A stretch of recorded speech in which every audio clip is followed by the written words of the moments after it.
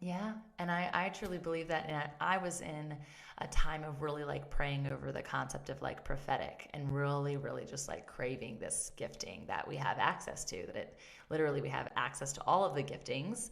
And what it helped me with the other ones: healing, prophetic, vision, um, I mean, what are you talking about? In the about prophetic? the giftings that you can have. Like we all have access to those now.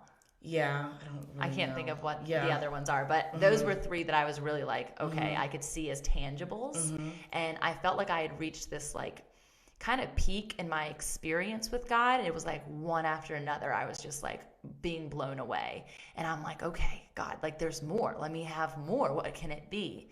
And so praying over the prophetic and then having a prophetic experience literally the following morning at a coffee shop, which is literally what started Fit and Faith. And I just love this whole concept of being able to have these visions and being able to imagine with the Lord and create with the Lord. And that is what Fit and Faith is about for me. And my heart is for other women Yeah. is to know that they have this power within them, and that it's not just something that is for right now. It's what you've experienced since you were little and you've always ignored, or something that you could be in your 50s, your 60s, your 70s. It's not over. No. Like you're here and intentional, and God has you here for such purpose.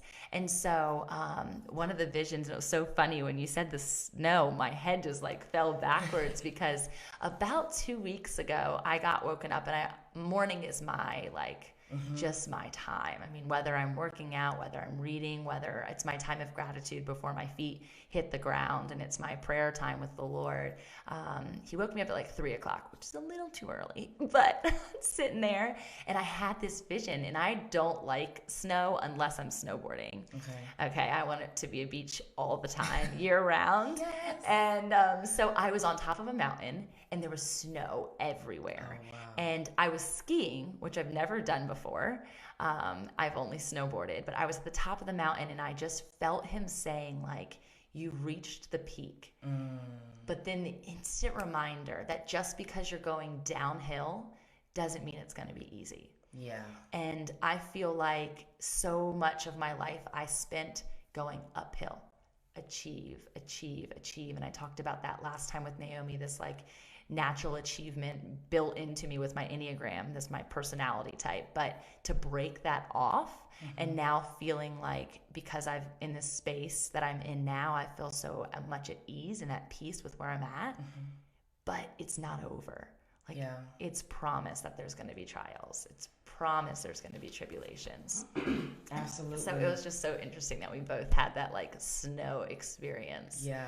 Because I just woke up that day being like, okay, I'm about to go down, but there's going to be a boulder in the middle of where I'm going, or Right. the tree line is going to change, and I'm going to have to go this way, and it's going to be too sharp, Yeah. and I'm going to fall. But knowing that I'm still so excited, that adrenaline rush is still there. Yeah. And I think God wants us to live in that space of like excitement, and there's more to Him. We can always unveil more. It's Absolutely. being eager for that. Yeah. Yeah. It it takes endurance. Yeah, it's a good word right there. It takes endurance. It takes a lot of You endurance. know, when you're running, Yep. when you're working out, whatever you're doing, there has to be some kind of stamina Yeah. that sustains you and keeps you. Because if you don't, you'll want to give up. Yeah. Not saying that even when you're working out or you're running that you don't want to give up. Right?